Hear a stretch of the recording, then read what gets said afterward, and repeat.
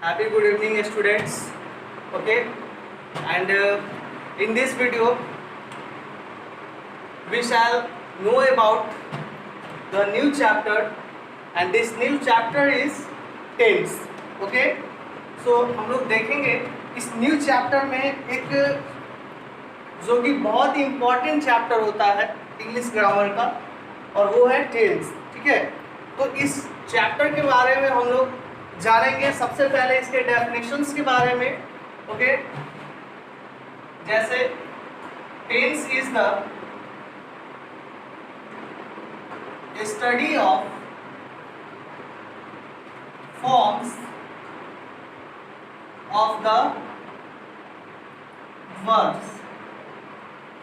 That means जैसे कि यहाँ पर जो लिखा हुआ है कि tense is the study of forms of the verbs, तो इसका मतलब ये हुआ कि क्रियाओं के रूपों के अध्ययन को काल कहते हैं. क्रियाओं के रूपों के अध्ययन को काल कहते हैं.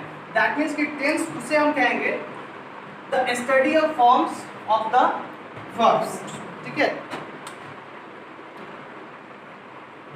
अब इसके बाद हम इसके काइंड से रिलेटेड कुछ जानेंगे. It has been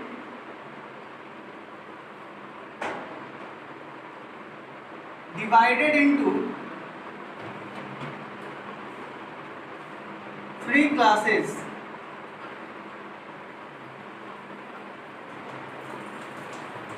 First is present tense. Present tense. Second, past tense. And third is future tense. Okay, so students, इन तीनों टेंस के बारे में हम स्टेप बाय स्टेप इसके डेफिनेशंस के बारे में, इसके रिकॉग्निशंस के बारे में और इससे रिलेटेड कितने काइंड्स होते हैं उनके बारे में स्टेप बाय स्टेप स्टडी करेंगे. जैसे फर्स्ट जो होता है वो होता है हमारा प्रेजेंट टेंस. ठीक है, इससे रिलेटेड हम इसका डेफिनेशन देखते हैं. An action which is done at the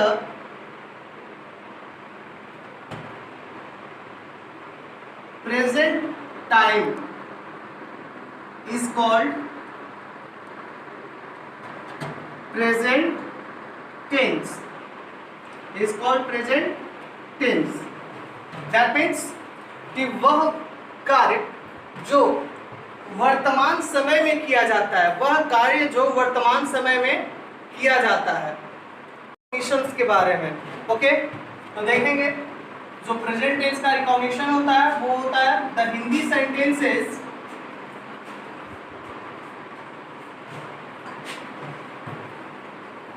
that contain है, हो अथवा हो in their last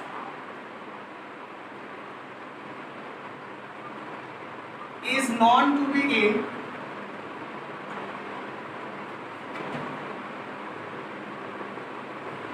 present tense.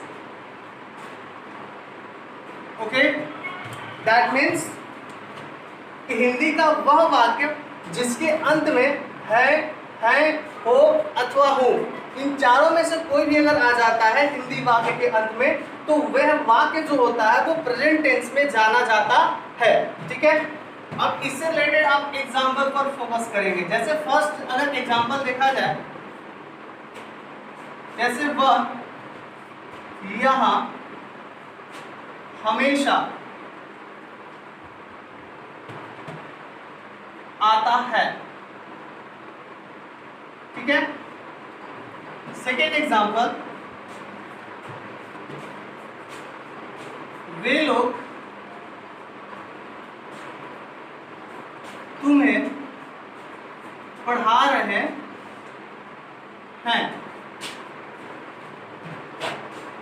ये जो दोनों एग्जाम्पल्स मैंने यहाँ लिखा हुआ है, आप देख सकते हैं कि दोनों सेंटेंस का जो इन पॉइंट है, ठीक है, यहाँ पर हिंदी सेंटेंस में क्या लास्ट क्या कंटेंट यहाँ पर दिया गया है, वो है और है।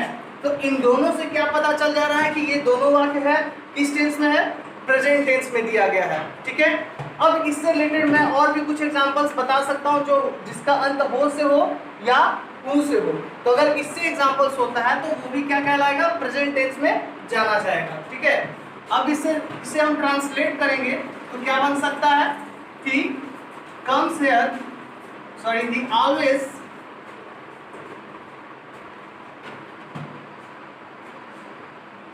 comes here, और इसका क्या हो जाएगा, they are teaching you,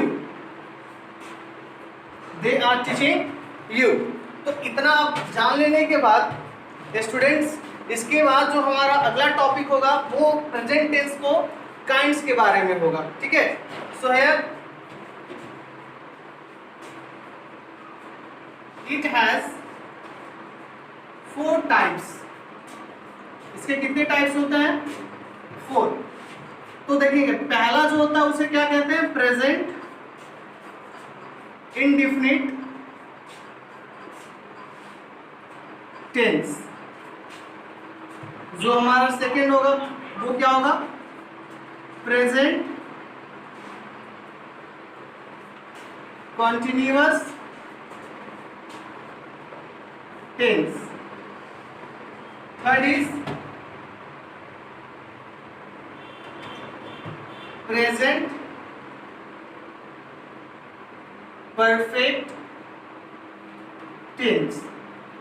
okay, and जो फोर्थ होता है लास्ट वो होता है प्रेजेंट परफेक्ट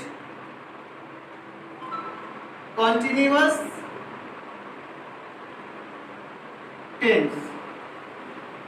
ओके, तो ये जो हमारा होगा वो प्रेजेंट टेंस का ये चारों काइंड्स है। ठीक है, क्योंकि प्रेजेंट टेंस जो होता है वो 4 टाइप्स में डिवाइड रहता है। जैसे पहला होता है present indefinite, present continuous, present perfect and present perfect continuous. ठीक है, अब इसके बाद हम लोग क्या करेंगे, जैसा कि आप लोग देख रहे हो मैंने प्रेजेंट टेंस का पहले डेफिनेशंस बताया, फिर उसके बाद उसका रिकॉग्निशंस बताया, एग्जांपल्स और फिर उसके टाइप्स। अब अगला सेकंड स्टेप पे हम लोग क्या करेंगे, पास्ट टेंस के बारे में जानेंगे। ठीक है, तब तक स्टूडेंट्स आप लोग को क्या करना है, वीडियो को पॉज करके आप लोग जो भी मैं यहाँ पर बता रहा हूँ आप लोग को अपनी कॉपी में नोट करते जाना है। ओके, तो देखेंगे हमारा जो सेकेंड काइंड सेंटेंस का वो है पास्ट टेंस। तो बिल्कुल प्रेजेंट टेंस की तरह ही पास्ट टेंस का भी डेफिनेशन होगा। जैसा मैंने आप लोगों को प्रेजेंट टेंस का डेफिनेशन बताया था, an action which is done at the present time is called present tense. बिल्कुल उसी की तरह पास्ट टेंस का भी यहाँ पर क्या होगा, डेफिनेशन होगा। ठीक है, देखेंगे an action which is done at the past time, an action which is done at the past time is called past tense, is called past tense। that means कि वह कार्य जो बीते हुए समय में कंप्लीट हो चुका हो। ठीक है, वह कार्य वह एक्शंस जो बीते हुए समय में पूर्ण हो चुका हो। ठीक है, तो उसे हम क्या कहते हैं, पास्ट टेंस कहेंगे। अब इससे रिलेटेड हम आपको रिकॉग्निशंस बताने जा रहे हैं। इसके रिकॉग्निशंस क्या होते हैं, the Hindi sentences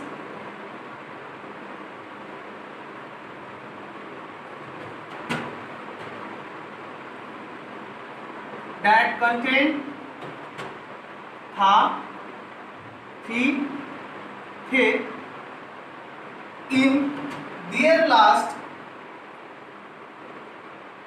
is known to be in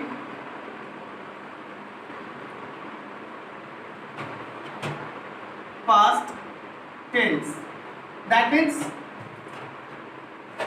कि वह हिंदी का वह वाक्य जिसके अंत में था, थी या थे आ जाए तो उसे हम क्या कहते हैं, उसे पास्ट टेंस में जाना जाता है। अगर हिंदी के किसी वाक्य में जिसका अंत का अक्षर ये होना चाहिए, लेटर ये होना चाहिए हिंदी में, था, थी या थे, तो उसे हम पास्ट टेंस में जानते हैं।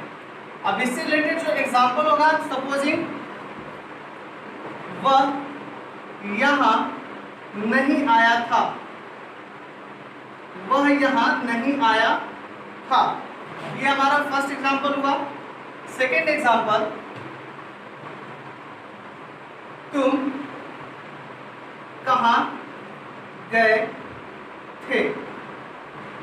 ठीक है, तो ये जो हुआ हमारा दो एग्जांपल्स हुआ। आप देख सकते हो दोनों एग्जांपल हिंदी वाक्य के अंत में यहाँ पर था लगा हुआ है और यहाँ थे लगा हुआ है। ठीक है, तो इस कारण से ये जो दोनों सेंटेंस है वो किस टेंस में चला गया, पास्ट टेंस में। ओके, अब यहाँ पर बात करेंगे, इसको ट्रांसलेट अगर इंग्लिश में करना हो तो देखिए यहाँ क्या लिखा हुआ है, वह यहाँ नहीं आया था, ये किस टेंस में है, पास्ट इंडेफिनिट यानी सिंपल पास्ट। ठीक है, वह यहाँ नहीं आया हुआ था, he did not come here। ठीक है, और जो सेकेंड है उसका क्या हो जाएगा, ये भी पास्ट इंडेफिनिट में है यानी सिंपल पास्ट में है, where did you go, where did you go। ठीक है, तो अब हम यहाँ पर ये देखेंगे कि ये जो दोनों सेंटेंस यहाँ पर दिया गया है वो सिंपल पास्ट टेंस में है, दोनों का दोनों। ठीक है, जिसके अंत में था और थे लगा हुआ है, जिस कारण से ये किस टेंस में कहलाएगा, पास्ट टेंस में। ठीक है, अब इससे रिलेटेड इसके काइंड्स के बारे में जानेंगे। It has 4 types, it has 4 types. देखिए फर्स्ट जो होता है टाइप्स, वही पास्ट इंडेफिनिट। आपको बता दें पास्ट इंडेफिनिट को ही सिंपल पास्ट भी कहा जाता है।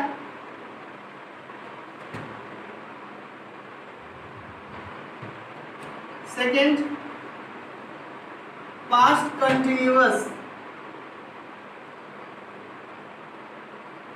Okay, is that clear. अब इसके बाद चलेंगे इसके तीसरे काइंड्स की ओर, जो होता है past perfect, past perfect tense. And fourth is past perfect continuous tense. Okay students, आप लोग ने देखा ये जो मैं पास्ट टेंस बताया, सबसे पहले पास्ट टेंस के डेफिनेशंस के बारे में कि पास्ट टेंस हम किसी भी सेंटेंस को तभी कहेंगे जब वो पास्ट टाइम को एक्सप्रेस कर रहा हो। ठीक है, अब जैसे मान लीजिए ये दोनों सेंटेंस जो मैंने दिया है, इसमें जो एक्शंस किया गया है वो कब हुआ था, कब किया गया था, तो पास्ट टाइम में, और इसलिए यहाँ पर ये पास्ट टेंस कहलाता है। अगर रिकॉग्निशंस की बात करेंगे तो जो रिकॉग्निशंस होगा उसके हिंदी वाक्य के अंत में था, थी या थे का यूज दिया रहेगा।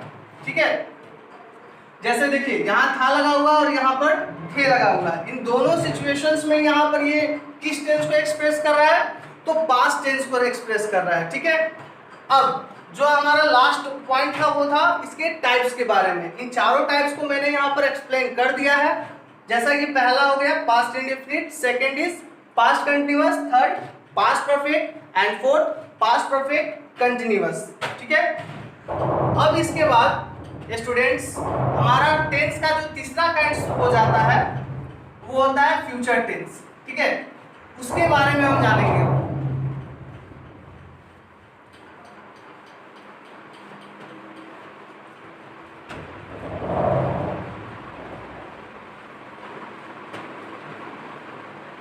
देखिए अगला जो हमारा तीसरा टेंस है वो है फ्यूचर टेंस।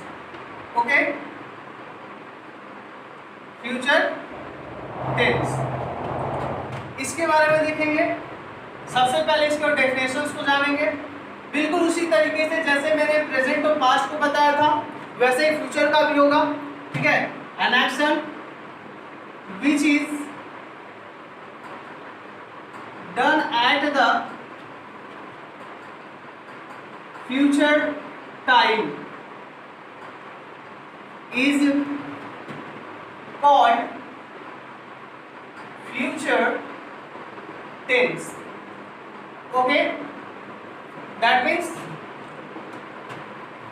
कि वह कार्य जो फ्यूचर समय में किया जाता है, फ्यूचर टाइम में किया जाता है, ठीक है, आने वाले समय में, तो उस समय को क्या कहते हैं, फ्यूचर टाइम को जब एक्सप्रेस हो तो उसे फ्यूचर टाइम्स कहा जाएगा, ठीक है। अगर फ्यूचर टाइम्स को कोई रेफर कर रहा है सेंटेंस, तो वहां पर वो फ्यूचर टेंस को एक्सप्रेस किया जाएगा। अब इससे रिलेटेड रिकॉग्निशंस देखेंगे, जैसे द हिंदी सेंटेंसेस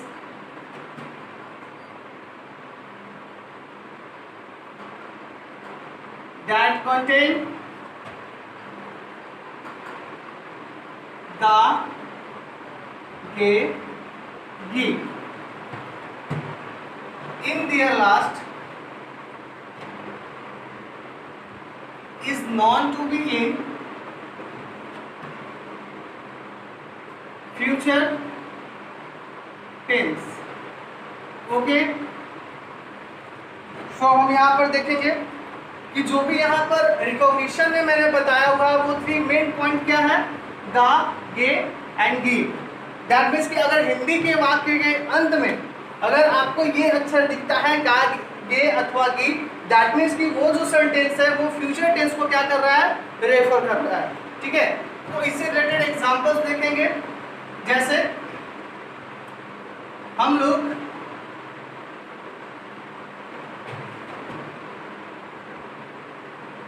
वहां नहीं जाएंगे, हम लोग वहां नहीं जाएंगे, ये हमारा फर्स्ट एग्जांपल हुआ। सेकंड एग्जांपल, आप लोग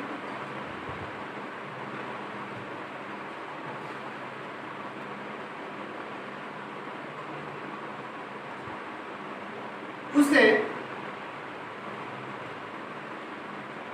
पढ़ाएंगे,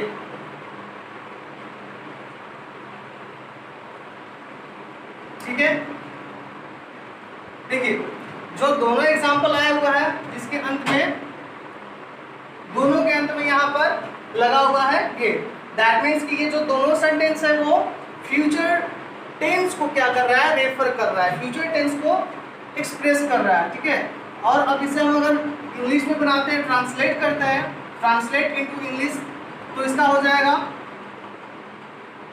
we shall not go there, and जो सेकंड है, आप लोग उसे पढ़ाएंगे, that means you will teach him. Okay, तो इस तरीके से स्टूडेंट्स आपने देखा कि दोनों सेंटेंसेस को किस तरीके से मैंने रिकॉग्निशंस के साथ उसे ट्रांसलेट किया, ठीक है।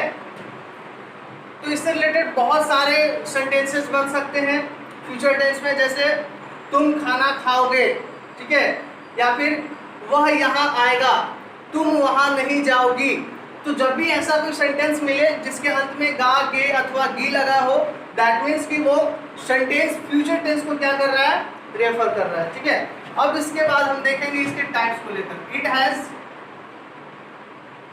4 टाइप्स। स्टूडेंट्स, जैसे कि प्रेजेंट टेंस में 4 काइंड्स हुआ करता था, उसी तरह पास्ट में और उसी तरह फ्यूचर में, और अब हमारे पास टोटल कितना काइंड्स हो गया, तो टोटल 12 काइंड्स हमारे पास कंप्लीट हो चुका है, ठीक है।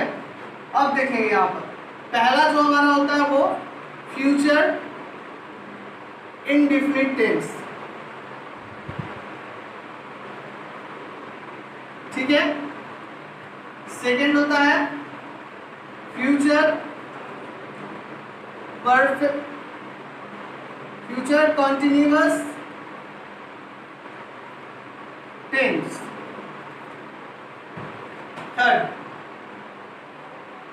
Future perfect tense and fourth is future perfect continuous tense. Okay, आप लोग ने देखा कि यहाँ पर भी फ्यूचर का 4 टाइप्स है, 4 काइंड्स है, और अब हमारे पास टोटल टेंसेस कितना हो चुके हैं, तो टोटल अब हो चुका है 12। ठीक है, और इन 12 के बारे में, 12 टेंसेस के बारे में हम लोग 1 बाय 1 स्टेप बाय स्टेप, ठीक है, पार्टिकुलरली उसे फोकस करेंगे। ठीक है, तो अगला जो हमारा मेन पॉइंट होगा वो पहला, जो कि प्रेजेंट टेंस का 4 काइंड्स हुआ करता था, उसके पहले काइंड्स के बारे में हम यहाँ पर डिस्कस करेंगे। तब तक आप लोगों को करना क्या है कि जो भी मैं ये चीज़ें लिखवा रहा हूँ आपको अपनी कॉपी पर नोट करते जाना है। ध्यान रहे स्टूडेंट्स कि मैं इस बात को बीच बीच में मैं हमेशा बोलते आ रहा हूँ कि आप लोग को आप जब भी वीडियो देखने बैठ रहे हैं, वीडियो प्ले कर रहे हो, तो अपने साथ कॉपी पेन बिल्कुल लेकर बैठिए आप लोग। ठीक है, और जो भी मैं पढ़ा रहा हूँ उसे आप अपने कॉपी में बिल्कुल नोट करते चलिए। ठीक है, अगला जो हमारा पॉइंट होगा वो होगा प्रेजेंट इंडेफिनिट। ठीक है,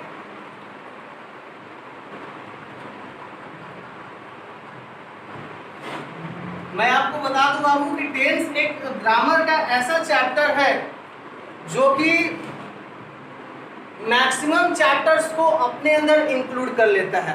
दैट मीन्स आपको मैं अगर टेंस पढ़ा रहा हूँ तो सिर्फ ये टेंस यहीं पर सिर्फ काम नहीं आएगा, इस टेंस को आप वॉइस में भी पढ़ेंगे, नरेशन में भी पढ़ेंगे, एम्फैटिक में भी पढ़ेंगे, removal too, degree, question tag, तो ऐसे बहुत सारे चैप्टर्स में आपको पढ़ने को मिलेंगे।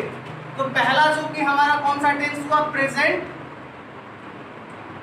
Indefinite, present indefinite tense.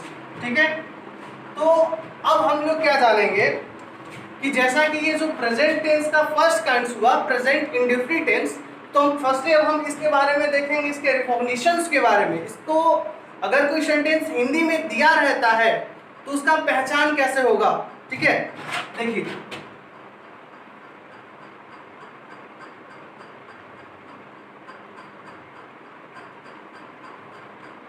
the Hindi sentences that contain ता हूं, ती हूं, ता है, ती है, ते हो, ते है, in their last, is not to be in,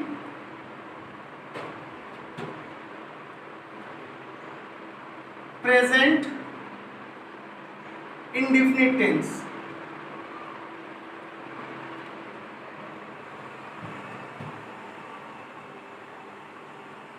present indefinite tense. Okay,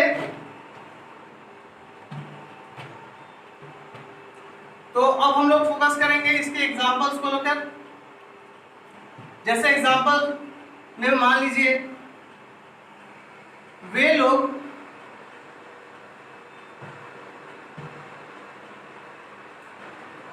तुम्हें पीटते हैं, वे लोग तुम्हें पीटते हैं। सेकेंड एग्जांपल, तुम उसे क्यों नहीं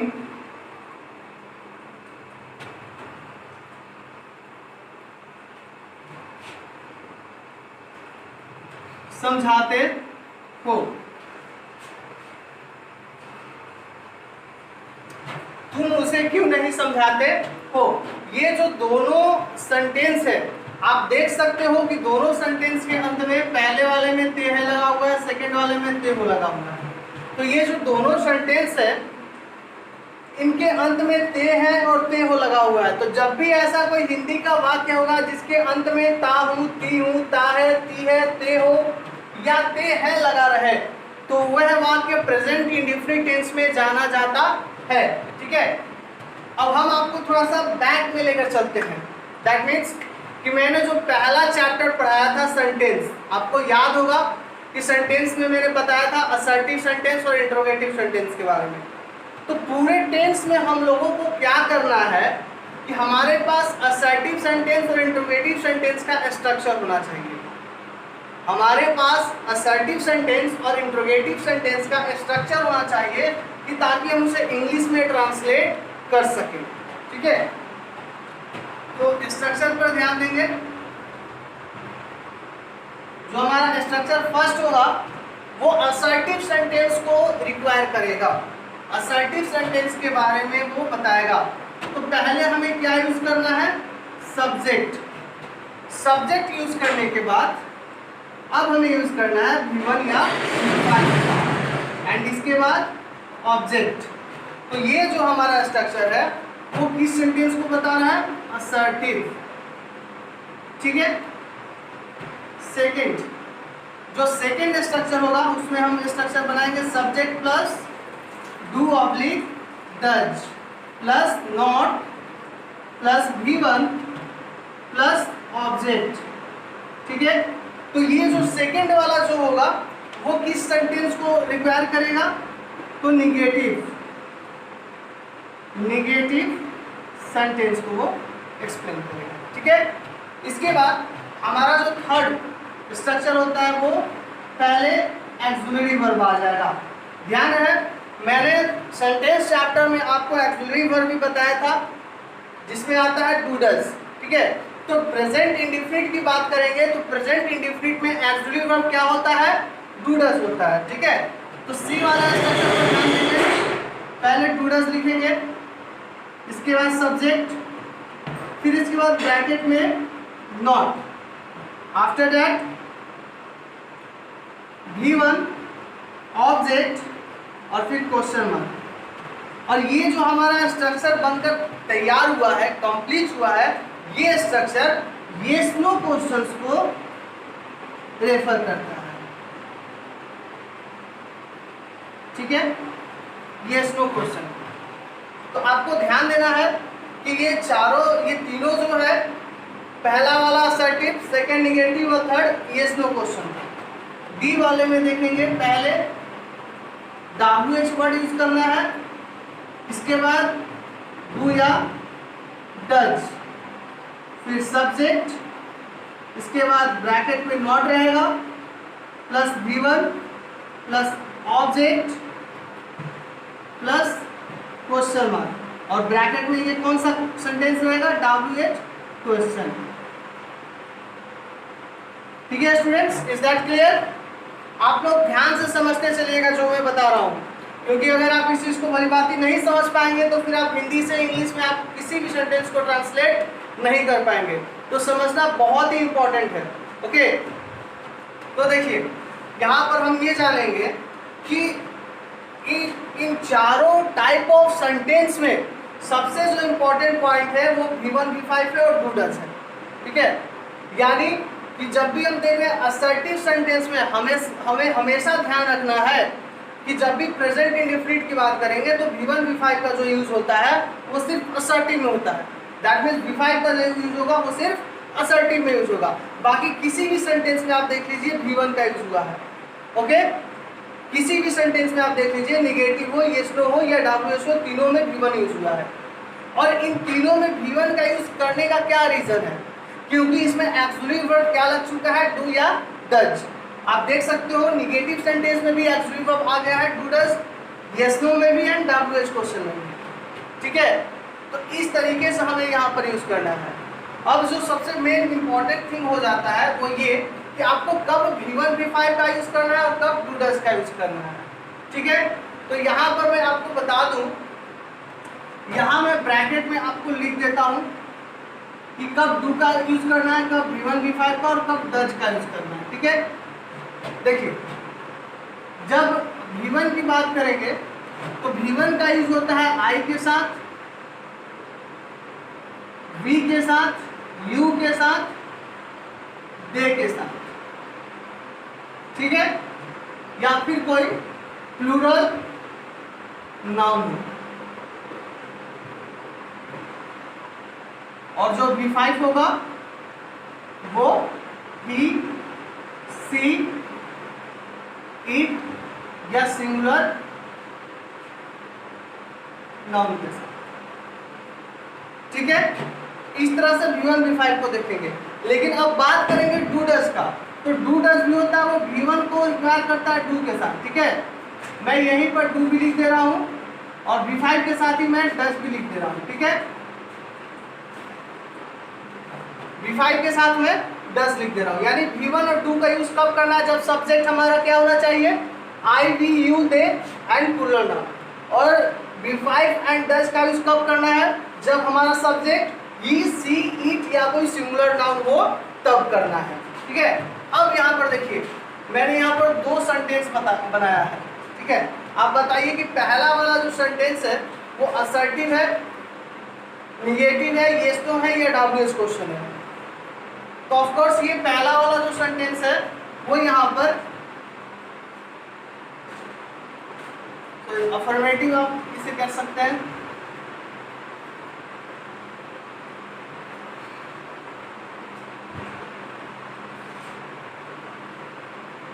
ठीक है, पहला वाला जो सेंटेंस है वो अफर्मेटिव में चला जाता है। तो आप इसे बनाएंगे। अफर्मेटिव सेंटेंस का क्या है? पहले सब्जेक्ट यूज करना है। सब्जेक्ट क्या है? वेलो। वेलो का क्या करेंगे? दे। ठीक है, अब दे के सब्जेक्ट के बाद क्या कह रहा है? V1 या V5 दोनों में से एक ही यूज करना है, आइदर V1 और V5। तो बताइए कि क्या होगा, V1 या V5? आप यहाँ देखिए कि दे का यूज किसके साथ कहाँ पर दिया हुआ है? देखिए V1 और डू के साथ। तो यहाँ पर तो डू का यूज करना नहीं है, यहाँ क्या का यूज करेंगे? V1 का। तो दे के साथ क्या हो जाएगा? V1। तो वर्ब क्या है? वर्ब है यहाँ पर पीटना। वर्ब क्या है? पीटना। और पीटना का मीनिंग क्या होता है? बीट। पीटना का मीनिंग बीट। और बीट का V1 क्या होता है? वही सेम। ठीक है, सो दे बीट। अब यहाँ पर सब्जेक्ट का मैंने काम कर लिया, वर्ब का काम हो गया। अब ऑब्जेक्ट देखेंगे। ऑब्जेक्ट क्या बच गया? तुम्हें। That means they beat you. ठीक है, दे बीट यू। ये जो सेंटेंस बता दे बाबू कि अफर्मेटिव सेंटेंस में है। ठीक है, ये सेंटेंस जो है वो अफर्मेटिव में। मैं आप लोगों को बता रहा था प्रेजेंट इंडेफिनिट टेंस के उसके सेकंड एग्जांपल्स के बारे में। तो यहाँ पर जैसे सेकंड एग्जांपल लिखा हुआ है, तुम मुझसे क्यों नहीं समझाते हो। ठीक है, यहाँ पर जो ये सेंटेंस है ये देखा जा रहा है किस सेंटेंस में है?